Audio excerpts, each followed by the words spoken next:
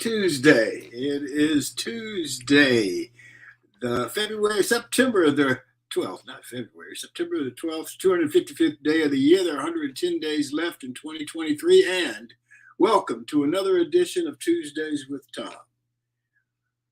Where were you and what were you doing on that fateful day? Now, that reference was once reserved for the murder of President John Kennedy or Dr. Martin Luther King, but September 11, 2001, a day of remembrance, is right up there with the Kennedy and King murders. I remember where I was when President Kennedy was killed. I was in the sixth grade. A nun came on the intercom and told us that the president had been shot, and that I went to a Catholic school, and that we should all pray for the president. Well, we prayed, and about 5 minutes, 10 minutes later, whatever, the nun came back on and told us that the president was dead. That was one that has always stayed with me throughout all the years. And then in 1968, on my way home on the bus, Dr. Martin Luther King was killed. And I just remember the fear that night of wondering if I could get home because riots were going on all across the country, but luckily it didn't happen in Birmingham. And I made it home safely. One of the reasons I was so afraid is supposedly James Earl Ray, the supposed assassin of Dr. Martin Luther King, bought the rifle that was supposedly used to kill Dr. Martin Luther King at a place called Aero Marine, which was down in the airport, which was not too far from where I lived. And so when the bus would pass by there and it just popped in your mind, man, that's where the gun came from that killed Dr. Martin Luther King.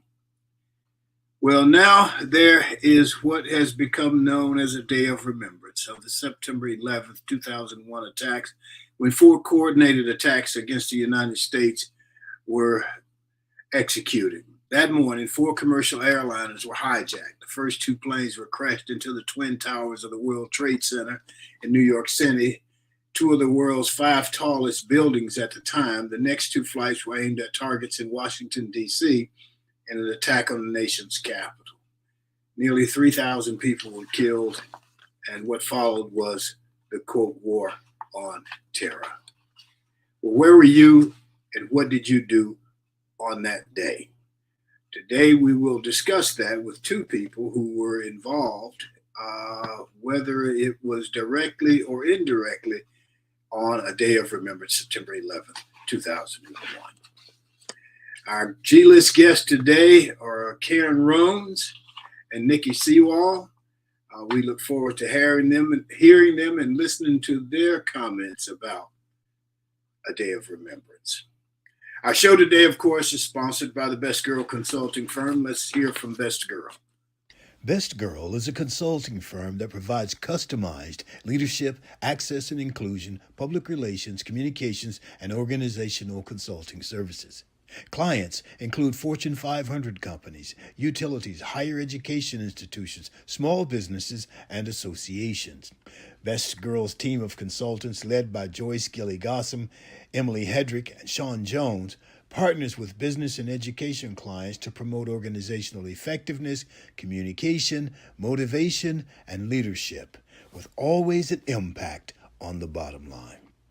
Best Girl's customized consulting services include strategic planning, corporate communication, executive coaching, fundraising, and economic development.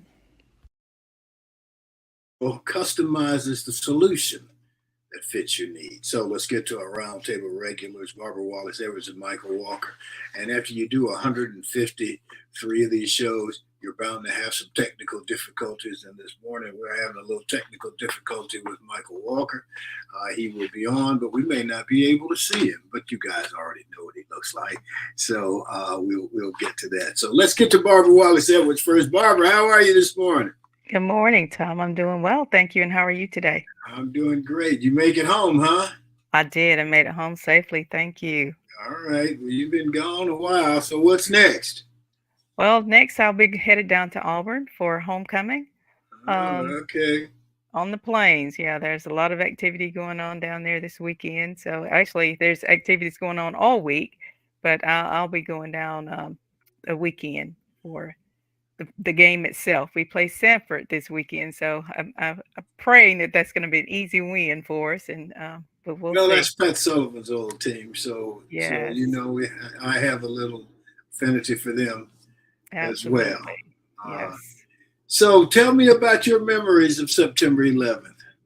Thom, September 11th had been a happy day for us. September 11th happened to be my niece's Chloe's birthday, as well as a day of we'd never forget because I actually had a dental appointment on September 11th, 2001, early morning, and so I rushed out of the dentist's office after I had my cleaning done and got to my car and made the phone call to wish my niece a happy birthday, and my sister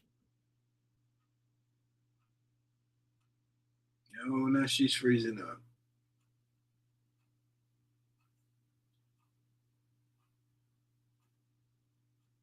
plane hitting the tower in New York. And so um, from there, I was going directly to work and walked into work and went to the TV screens, and everyone was just plastered around the TV screens. And it was just unbelievable. We actually had 11 of our coworkers who were in Boston for a conference, had been there all week. And when this happened, they were planning to be there for a week. And when this happened, the first thing we thought of was they've got to get home. And of course, they tried to get to the airport, and all flights had been grounded. They made it there in time to rent the last two vans that were available Wow. to get them back to Birmingham. And what was supposed to be a 17-hour drive, I think probably took them 2 or 3 days to get back because there was so much traffic on the road and there was so much chaos. And it was just a miracle that they were going to. I think they were 5 hours away from being on at the airport at the same time that those terrorists were there, that took over those planes out of Boston. So I'll never forget it. Well, I don't think any of us will. Right. I was. Let's get to Michael right quick and see how he's. Michael, are you there? Well, we see your name. Right. Yeah. Hello, TG. Good morning. Good morning, Barbara. How are both of you this morning? Good Well, how morning. you doing, man? I know we can't see you, but you sound good. Can you guys hear me now? Yeah, we hear you well. Okay. I just wanted to double check. September 11th, where was I? I was coming back from Miami on a business trip when I heard what happened. And I had just landed at Hartsfield Airport and got on the MARTA train to head back to MARTA headquarters when I got some information on my cell phone from MARTA itself. I was on the board of directors of MARTA at that time, and they were concerned that Atlanta would be next, as a matter of fact. And so they were trying to give us information about what to do.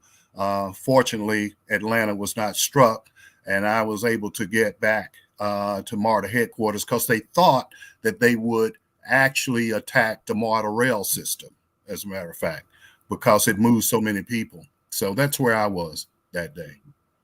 Yeah, it's an incredible day. I was in Los Angeles, and I got an early morning phone call from my wife, who had heard from our son, who was working in intelligence at that time in Washington, D.C. He was in the Air Force. And he called to say he was okay, but that he probably wouldn't be able to communicate with him. And so I immediately started trying to figure out how I could get home because I was in Los Angeles and working on a job, but we had just finished. And what I remember about that more than anything is it took me about 3 weeks before I could get a flight. And in Los Angeles, where I was living down by the beach, you could see the planes going in and out of the airport. There were no planes going in to the airport. I had to drive to the airport. I had to park my car. I had to get on a bus that would take us through the airport terminal. And there were no cars if you've been to LAX and you know how crowded it is, there were no cars in the airport area at all. Wow. There were no people, and I took that bus and I got off. I think I was on Delta. I got off at the Delta terminal. There was nobody. There were some people there. There were armed soldiers with Right. machine guns, and I had never seen that in the United States. And finally, I got to my gate and got on the plane and got home. But it's more than I'll never forget. So it's interesting that we have this remembrance. Of course, then we had what they call the War on Terror, which we talked to people who know more about war about that. Right. It was interesting. So. Barbara, you got. We're going to go to our G-list guest here in a few minutes, but you got anything else you want to say? I do want to, not about that topic, Thom, but I want to congratulate Coco Gauff on her winning the U.S. Open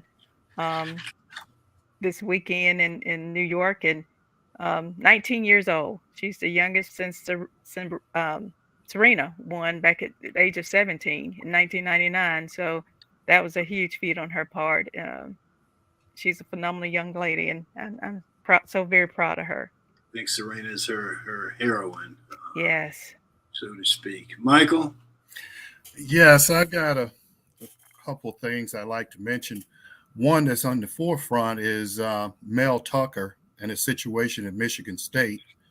Mel Tucker has been suspended while Title IX investigation moved forward because he was accused of sexual harassment. Mel Tucker is the coach at Michigan State, the football coach. Yes, the head coach at Michigan State. And I'm really sorry to hear that. In hindsight is always 2020. But this particular person that he's accused of being involved in sexual harassment with is Brenda Tracy, who is a rape survivor and an activist. And her claim to fame, so to speak, if you want to put it that way, was the fact that she was gang raped by a bunch of college football players and what have you. Basically, nothing ever came of it. And so she's become an activist. And the odd thing about this situation is Mel Tucker invited her to come and talk to his team. And so did Jim Harbaugh, head coach at the University of Michigan. And but she is accusing Mel Tucker of self-pleasuring himself during a phone call without her consent. Now, I find that kind of odd because that's what the allegations are, and that's what the complaint. And Mel Tucker said that this was consensual and mutually agreed upon, and they were having a conversation. But I just don't think something is missing there. The fact that she said that he was self-pleasuring himself without her consent, and that's the basis of the sexual harassment claim. So he's been suspended. If he gets fired, he's going to forfeit $80 million of his $95 million contract, and he will probably be done in college football coaching. You know what happened to Art Briles because of all the lack of control at the University of Baylor, and he can barely even get a high school coaching job. So I don't know. It's a very tough situation. I don't understand how this could happen, to be honest with you, especially the fact with what she's been through. First thing in my mind is she probably has a little bit of PTSD going through something like that. So why would you put yourself in that situation? But there are two sides to every story. And this happened during a telephone call, Michael? Yes, it was right. It was a telephone call that happened in April of 22. And supposedly Michigan State has known about this for a while. And but I guess when it hit the media headlines and all of that type of stuff, they were forced to do something, especially because of that doctor who was the Olympic coach for That's Olympic right. athletes and what happened. Right. So Right. I'm not so sure that Mel Tucker is not subjected to some of that. I find it interesting that when certain people have issues, especially police, they get suspended with pay and reassigned. Mel Right. Tucker is That's after suspended they with kill somebody. that. Yeah, exactly. Right. After they have Right. killed somebody in his own Right. tape, they killed somebody, they get suspended with pay. Mel Right. Tucker has been accused of this, and nobody else was on the phone call but the two of them. But he's suspended without pay. So, and you may not know this. So, was it a phone call or was it a Zoom? How do you know he was pleasuring himself? I guess is my question. I don't Right. know. That's why I say it's something kind of missing about this, but Something is definitely missing. everything I've read has said it was during a phone call. Yeah, that's Yeah, that's strange. And I don't know if you got the case that Michael Irvin had with the Marriott Hotel, where an employee of Marriott accused him of making lewd comments to her, and that got Michael Irvin basically fired from his job, and he just won he reached a settlement with Marriott in a $100 million defamation lawsuit, because I guess it was proven that there was no validity to this female employee's claims that he made lewd comments to her. So this man basically for 7 months have been out of his job, and I think he was just allowed to come back to his job on this past Sunday. So Well, well, go they ahead, Mike. settled it. They they settled, They settled. settled it, which right? could be they just agreed to leave it alone, and Yeah, but they don't he usually got some agree to money. leave it alone if there's some validity to it. So it leads me to believe that it probably wasn't true. So I don't know. Well, Barbara, one thing about that though, he has another job. He didn't go back to the job that he was fired upon. Okay. He has Mhm. a job now. He's with Skip Bayless and Keyshawn with That's a new job. a new Oh, job. okay. He Okay. didn't. He wasn't reinstated. So there's this, and see, that's the thing about these cases. People, or in most of these instances, a woman can allege something happened, and the male gets terminated, fired, or whatever. There's no repercussions for the false allegations. Right. Well, generally, when you settle, there is no admittance of fault, and so that's not saying he was cleared. That's Mm, saying they agreed to settle it, okay. and you can agree to settle it without necessarily admitting that you were at fault. Is my understanding. Yeah, So that's true. But his lawsuit was against Marriott because Right. Marriott was saying they had he sued camera. Marriott. Right. Yeah. He sued Marriott. So that was what was settled. That case against Marriott. Yeah. I don't know. I just think, as far as Coach Tucker goes, this woman has been through this, or alleged she's been through this, or whatever. And where did that happen? Where was she? What school was that? Where she was? I don't know. I don't recall. Okay. Yeah. If you know that, and if that's why you're bringing her to campus so she can talk about that, why would you then get into any kind of sexual discussion with her at all? That's my point. I wouldn't. So I don't know. I just I don't know. I wish him. I wish all of them well. The school, him, her, everybody that's going to be drugged through the mud. True. There's a lot of them that's going to be drugged through the mud over this. Barbara, Michael, you got anything else for us? I got a couple quick hits.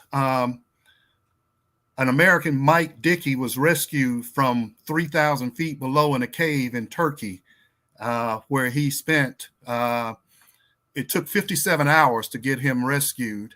He became sick with some abdominal bleeding and was unable to get himself out. And there were several people from different countries going down to get him and bring him back up. So he has been brought up safely. And the other thing is a quick hit, this is kind of disappointing. And it's the state that Alabama say thank God for, and that's Mississippi. A 10-year-old boy was arrested for urinating in public. He was 10 years old. His mom was in a meeting somewhere, and he needed to go to the restroom, and he went to relieve himself, I guess, on the side of a building or behind a building or something like that. And the police arrested him and charged him. And the mother's like, he's a 10-year-old kid. Did you have to go through this? They processed him, took him to jail, put him in the squad car. The mother wants the police officers fired. The police chief has said that they really didn't follow proper protocol. The cop says, well, he broke the law. I got to take him in and what have you. The kid was 10 years old. And I don't need to say what ethnic background he has. I think you guys can figure that out on your own. Yeah, that's sad. Yeah. Well, you can't say much after that. That's just sad. Yeah. And wrong. I don't know why you couldn't have a conversation with him, explain to him what's happening, give him some options and say, this is what you need to do next time. You cannot do this. But he's 10 years old. Okay. He doesn't even know the law. And I'm sure at that age he was, certainly afraid of wetting himself because he was going to get the wrath of his mother. Right. They released him because his mom was close by, So anyway, the other thing I mentioned, this is kind of interesting and it's starting to pick up. Paul Feinbaum says he thinks Deion needs to succeed Nick Saban at Alabama. Deion is all the rage now in college football. And because of what happened in Alabama and Texas over the weekend, where Texas put the beat down on Alabama in Tuscaloosa, everybody is talking about Saban's demise. And Feinbaum just dropped this little hit and saying Deion ought to be the one to succeed Saban at Alabama. After the game, I saw where the Texas people went down on the field and they were addressing their fans in the stands and singing the Texas fight song and having just a good old time. And I thought to myself, y'all better get the hell out of there, man. These people are going to be pissed off. That's right.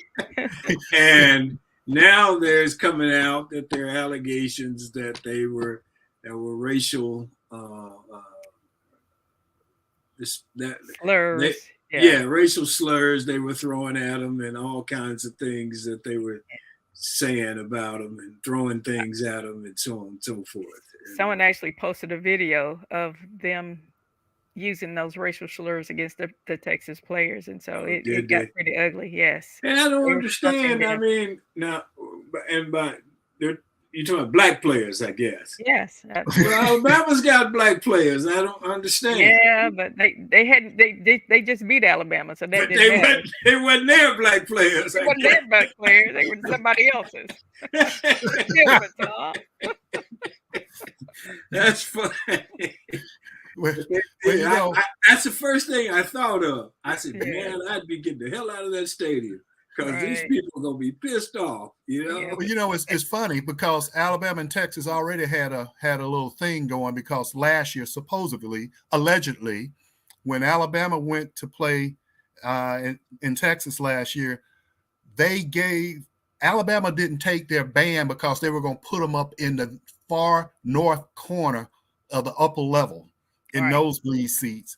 And they gave the visitors the worst seats. So Alabama decided to repay the favor, and they stuck the Texas band up in the far corner of the stadium and tried to give the Texas fans some of the worst seats. But they went online and bought some of the better seats, is what I'm told. And Antley is asking what happened to those Tigers. Did they win? Yes, they won. And I think that's probably ticked off the Alabama fans too, because Auburn wasn't supposed to go across country and play a game at 9:30 at night and end up beating Cal Bears. So they didn't know that at that time, though. That game had no, they didn't. No, they didn't. No, that's But- true.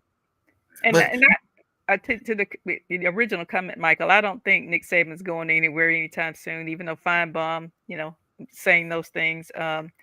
That's just one game. They'll bounce back. Alabama still has a great team, and I think they'll have a wonderful season. But yeah, people are giving Nick Saban a really hard time right now because of that loss.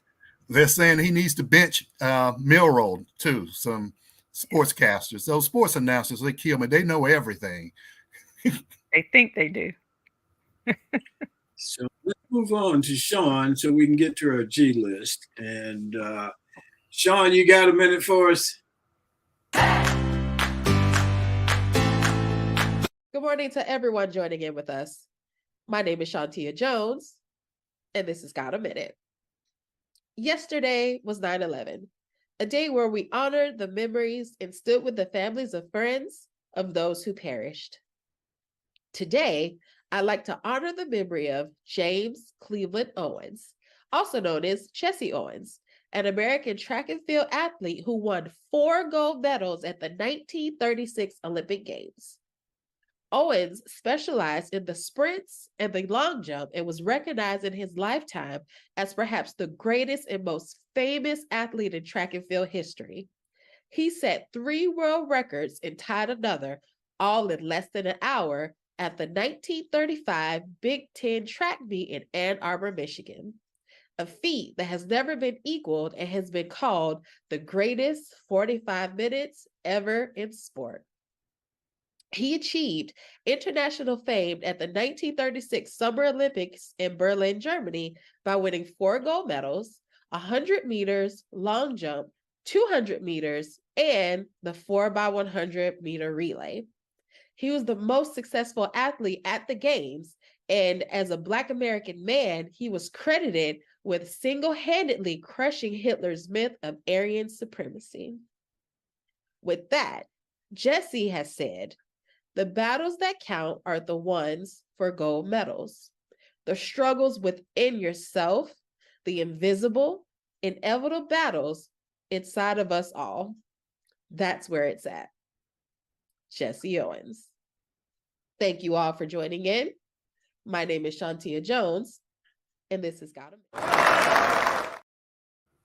Yeah, well, let's get to the G list. Hollywood has the A list, and here on Tuesdays with Thom, we have the G list. And our G list guests today were involved in the September 11th. Karen Rones, who was spouse of an active duty military person at that time, and Nikki Sewall, who was active duty at that time. Let's welcome these 2 ladies to the show, Nikki and Karen. Good morning. Good morning. How you all doing? Good. So, Karen, tell me, what were you doing that day, and what was your day like? I have a very funny story. I was actually at work. At the time, I was working for a CPA in Fort Walton Beach. And on that particular day, all of us were getting our car washed by a guy named Phil. Phil was the car guy. And what he would do is he would come to the office, pick up our car. He lived like maybe 2 blocks away, take the car around and, then bring it back. But he was such a jokester that, and I have to say this too, he was a real skinny guy, blonde hair, pale as all get out, and he had bright blue eyes. So he comes running in the door. I don't remember whose car he had, but he's talking about how these planes hit the towers. And we all come out of our office because he's so animated, but none of us believe him because he's such a jokester. We figure, he's pulling our leg once again, but he was so serious that we all piled into the boss's office, and she just had a little television, but there we stood watching just everything unfold. And I remember immediately getting scared. And it wasn't so much about what was going on in New York or Washington or Pennsylvania or DC or Pennsylvania. It was what was going on right where I was, because it was the morning time and my daughter was at school and my husband was at work and I was someplace else. So having no control really worried me at that point. Imagine. Did you want me to tell you about the rest of the day, or should I wait? You can go on. We'll get to Nikki, and then we'll get to some questions. Okay.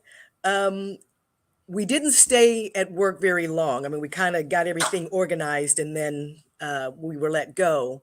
At the time, my family was still living on the military base, and while Eglin Air Force Base is it's a training base, or it's a training base, and they also do a lot of testing. I guess that's what it is. It's more of a testing base.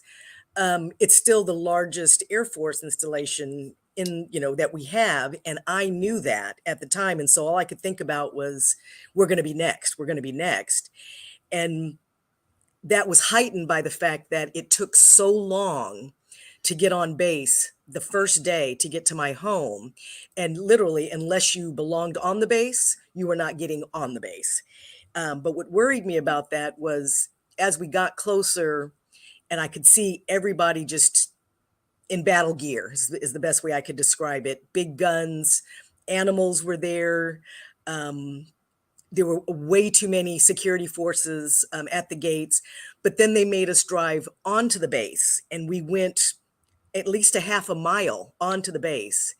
Every single car was searched underneath, all the way around. They did mirrors underneath the cars. They did dogs walking around the cars. Some people had to get out of their cars, and then you were let go on your way. So I would say for the first probably month after 9/11, I did not feel safe even in my own home, because people could get so far on base before their cars were being searched. So I did not feel safe anymore. And that did carry on for a month. I never really felt worried about, I guess, anybody coming on the base and shooting. I just always felt like somebody was going to either bomb us, or a plane was going to crash over our housing on base. Okay. Nikki? Well, hey guys. So I was 6 months into my military career.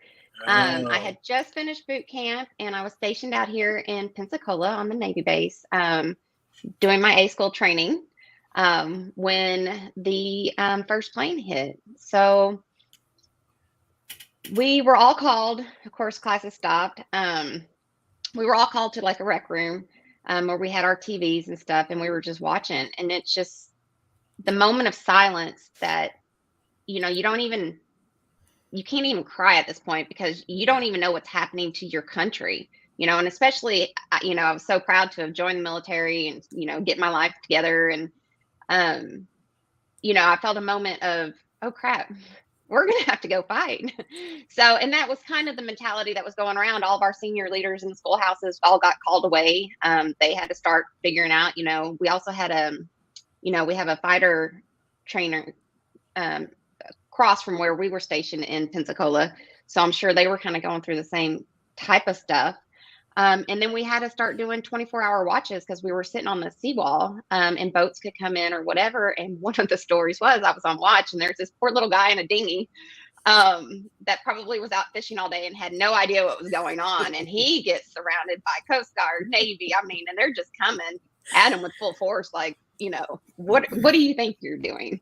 And so I don't know how it turned out for the guy, but hopefully he got to cook some fish that night. But I remember just being that, everybody was so heightened. And to Karen's point, prior to 9/11, you could come and go on base. You didn't need your ID card. You didn't get checked. I mean, you just kind of waved and had a good day, but they started where for the Navy, we had to have our cars identified. If you had a rental car, you had to go, to the visitor center and give them all this information. How long are you going to have your rental car? And then you got a little sticker that you could put in your window for a while.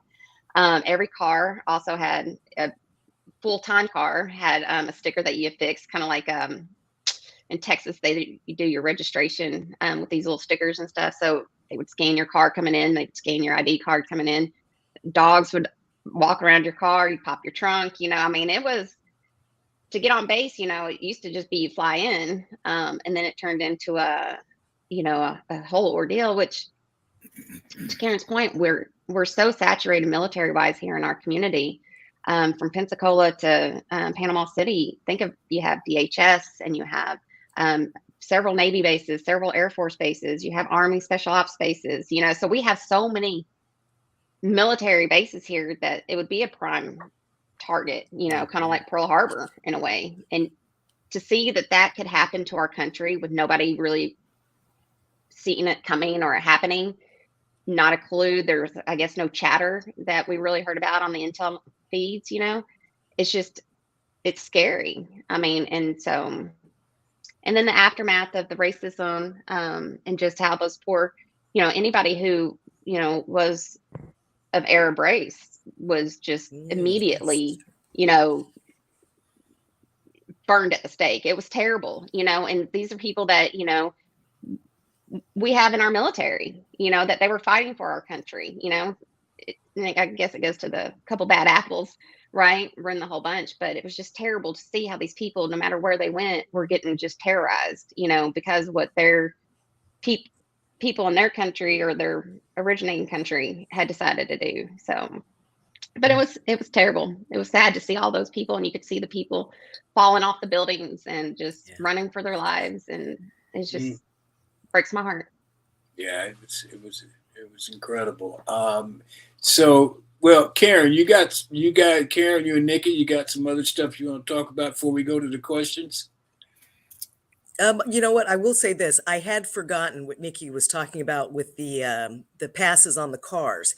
The Air Force had always had them. You always had a sticker on your car that identified, well, all I know it identified was whether you were an officer or an enlisted. The car was, belonged to an officer or an enlisted person, because they always saluted those cars. But I had forgotten that they used to have those passes. And it was at that time too that everybody in the car had to show an ID. And if you didn't have an ID, cars were having to stop at the gate, and every single person was having to get a pass, where I guess sometimes we go through that even now, but before that, it would just be the driver was responsible for everybody in the car, and it was just expected that you knew that. And you knew whether that person or those people were good eggs or bad eggs. You were trusted to know that. But after 9/11, no more. Every person in the car had to have an identification. And children even. Our daughter was on the cusp of being the age where she actually had to have an ID card. And I remember not wanting her to get one because, kids lose everything. But then once she had to have one, finding out that they poked a hole through theirs and put them on chains around their necks so that they didn't lose them. And the kids, they didn't lose them. They really thought that was cool to wear their IDs around their neck. So that is something else I do remember about that 9/11 caused. Nikki? Well, actually, I'm going to go to Michael's 10-year-old kid story real quick. To your point, he probably was scared to death of his mother. But I'm just going to say, I'm glad I never got caught. There were some very dicey times in New Orleans during Mardi Gras that the corners were a lot more pleasant than the porta potties. So poor kid, I understand maybe scaring him a little bit, but probably took it a little too far. Well, I don't know. I think I'll just say this. I think a lot of us have been in that situation. So yes. Well, and I'm not going to say anything, but I mean, how about every man at a golf course? Right. Right. Okay. So I've always been jealous when I have to go play golf, and I don't get the customary able to go wherever I want to. Yes. Can't just go behind a tree, huh? Or a bush, nothing. Nikki, you making that comment is really funny. It reminded me of something that I saw on TikTok, and it was this woman doing a parody, and she said, if you are a man and you are out in public and you expose yourself, you go into jail. Mm-hmm. But if you're a woman and expose yourself, everybody's just looking, saying, "Ooh, wow, look at that." Yeah. So I guess that's true for a 10-year-old boy too in this day and time. I'd like to ask you guys, if you will, and Nikki, I ask you, and then I go to you, Karen. But because you were in active duty at the time, when it happened, did you guys get any intelligence as to who they thought caused the planes to go down? Did you get anything before the rest of the public got?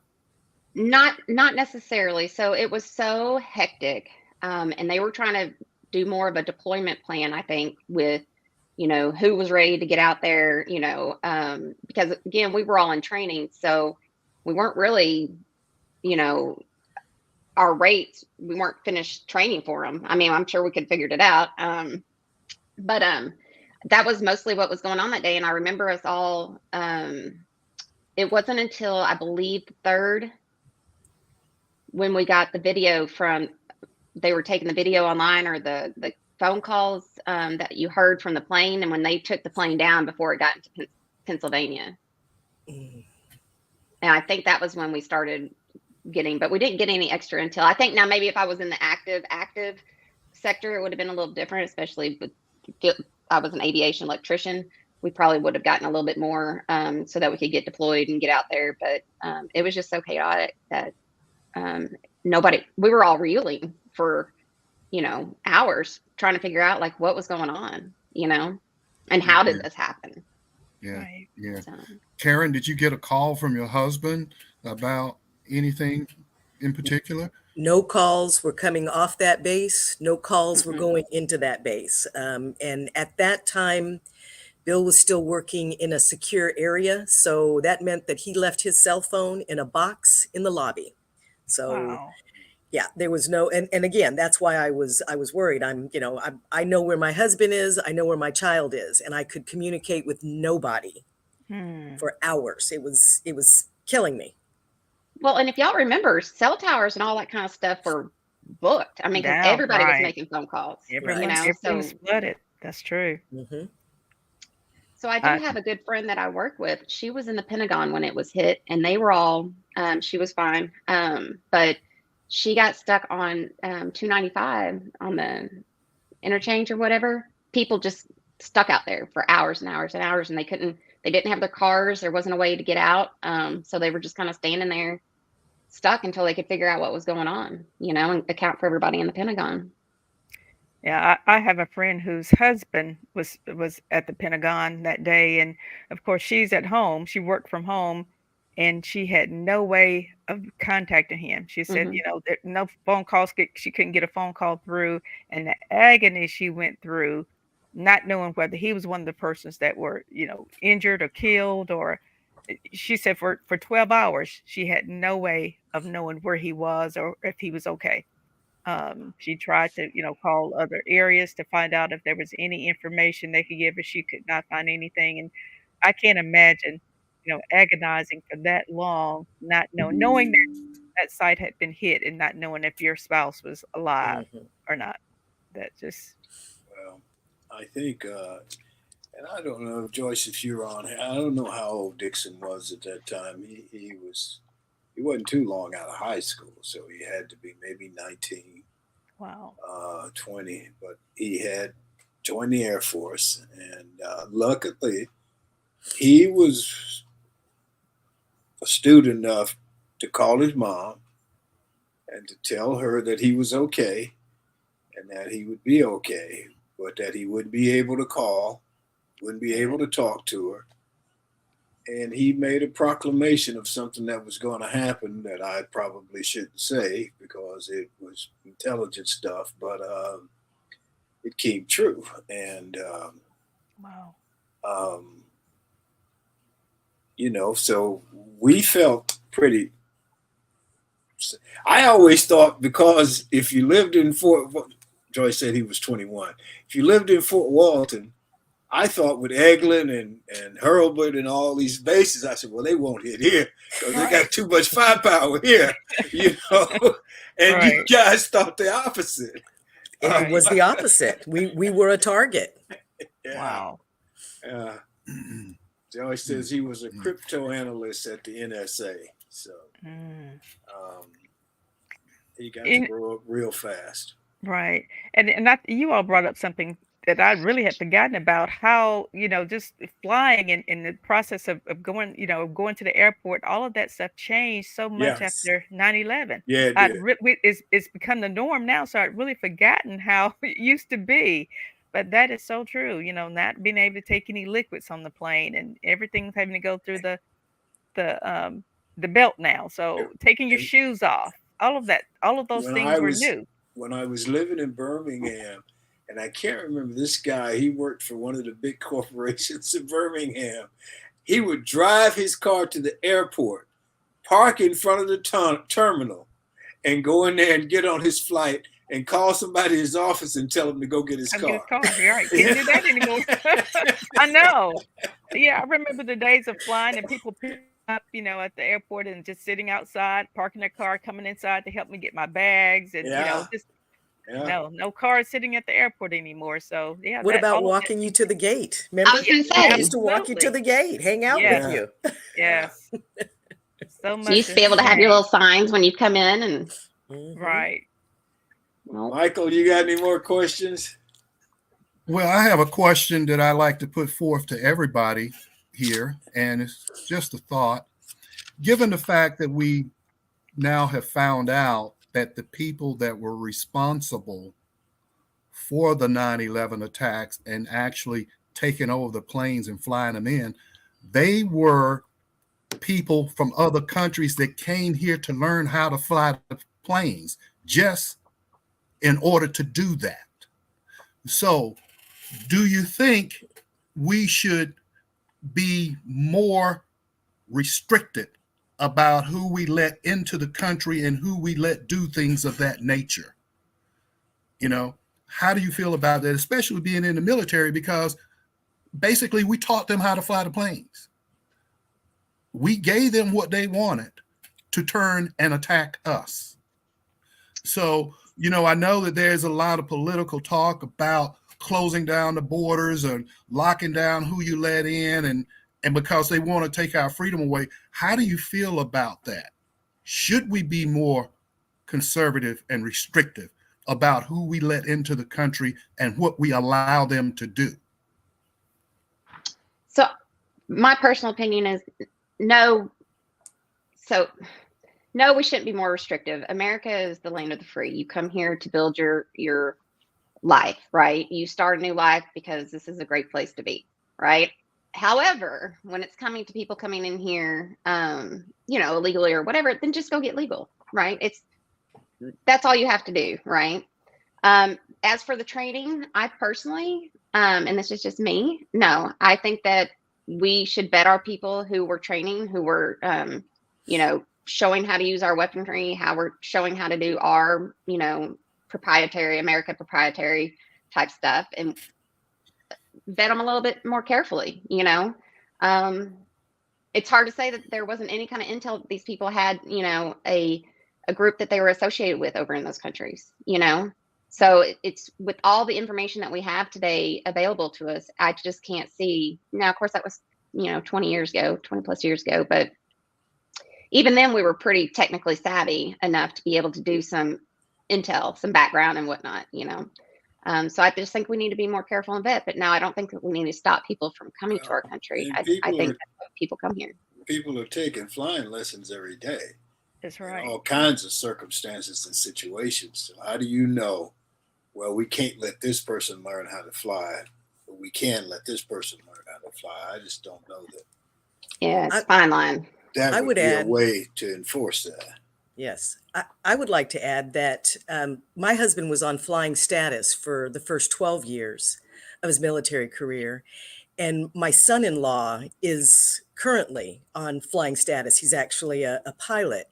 And in both situations, all of our allies send pilots here, send crew members here, send their military people here to work side by side with our military to better their services when they go back to their own countries.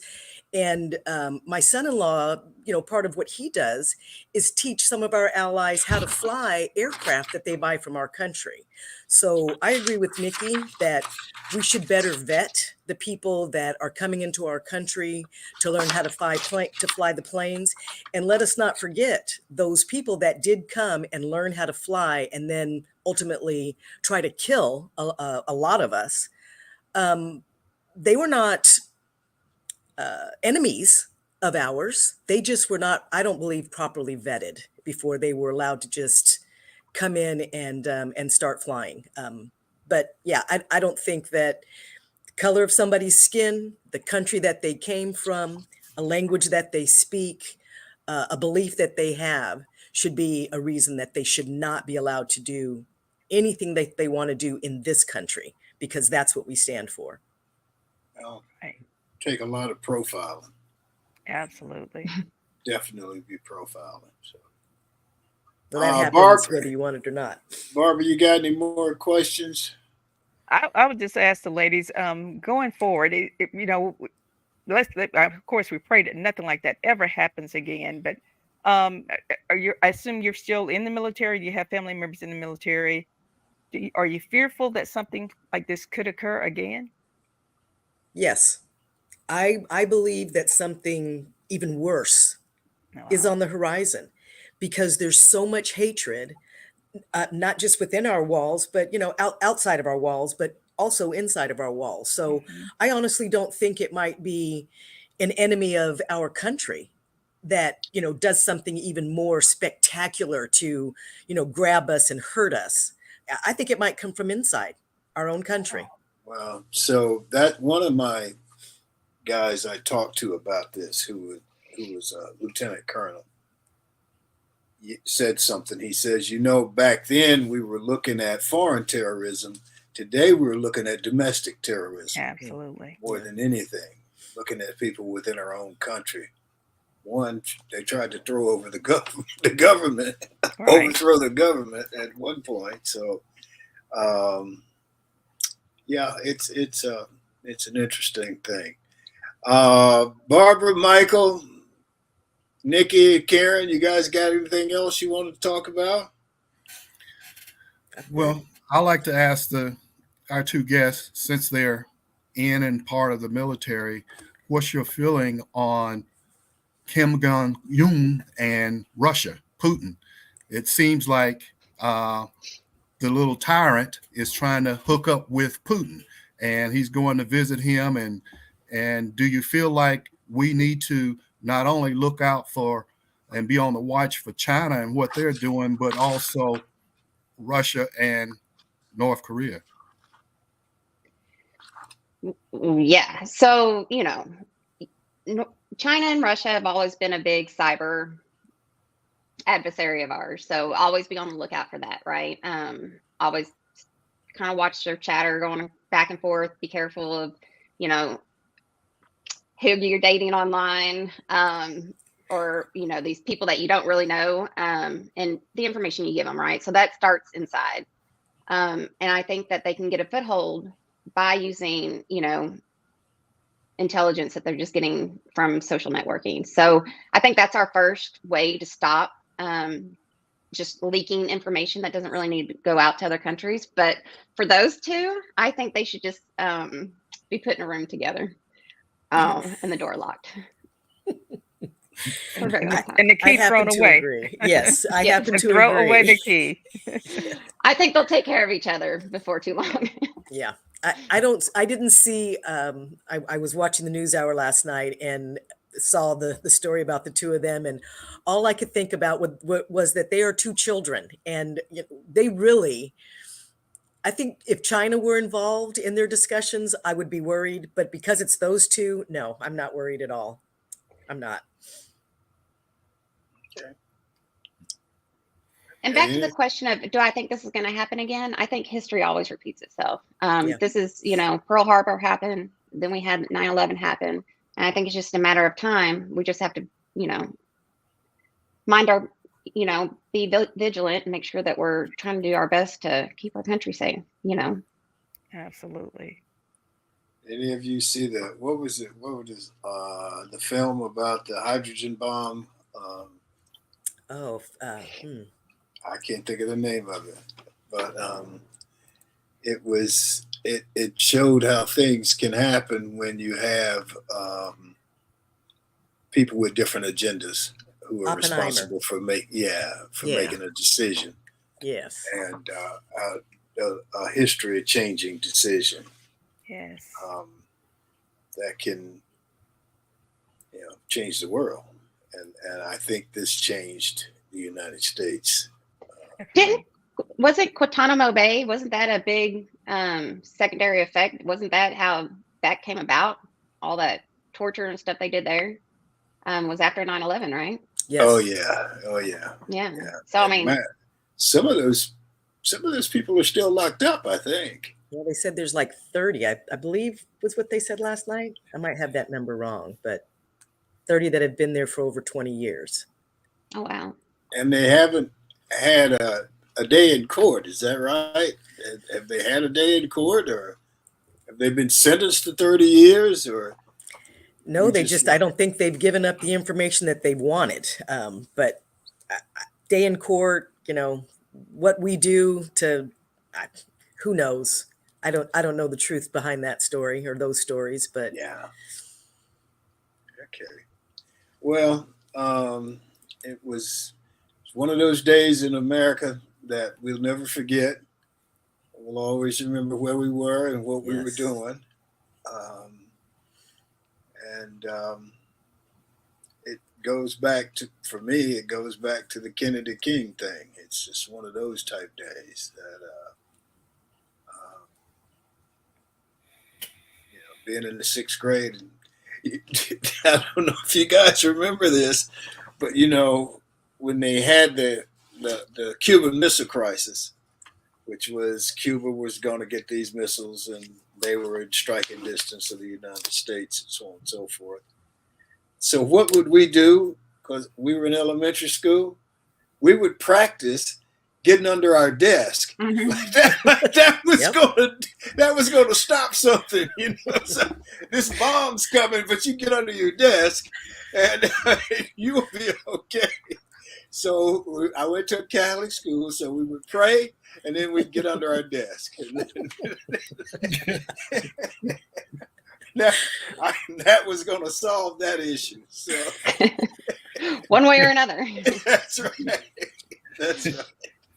Okay. You can't see me now. Right. We're under our desk, man. Anything else from anybody? Just really appreciate today. This was Well, very good remembrance. Thank you. Thank you. Thanks for having me. You're very welcome. And I want to thank everybody in the chat. We got a lot of great comments this morning. And apparently this is, some people say they were at work. Of course, there's no telling where Anthony was. And we didn't even, some people got a little bit sideways with the Alabama thing, but anytime you try to talk about football, you're going to get somebody on one side or another. So anyway, anything else? So let me, and we're going to move on then.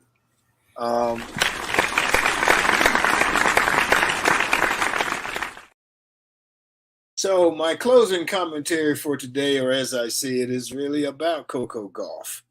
And with Coco Gauff, the 19-year-old becomes the youngest American player to win the U.S. Open since 17-year-old Serena Williams won it in her first Grand Slam title in 1999. Gauff was asked about the pressure on her to win the tournament, and this was her quote: "There are people struggling to feed their families. There are people who don't know where their next meal is going to come from. People who have to pay their bills. That's real pressure. That's real hardship. That's real life." Coco Gauff. And that is how I see it on this September 12th in the year 2023. That's our show for today. I want to thank the audience. We always appreciate you. Thank you for being with us. I want to thank our G-List guests, Karen and Nikki. Thank our sponsor, Best Girl. Thanks again to the TWT team, Barbara, Sean, Emily, Michael, and Joyce. And that's it for this September 12th. Remember, a day without a smile is a day wasted. Enjoy yourself. Make every day count. Stay safe. Peace.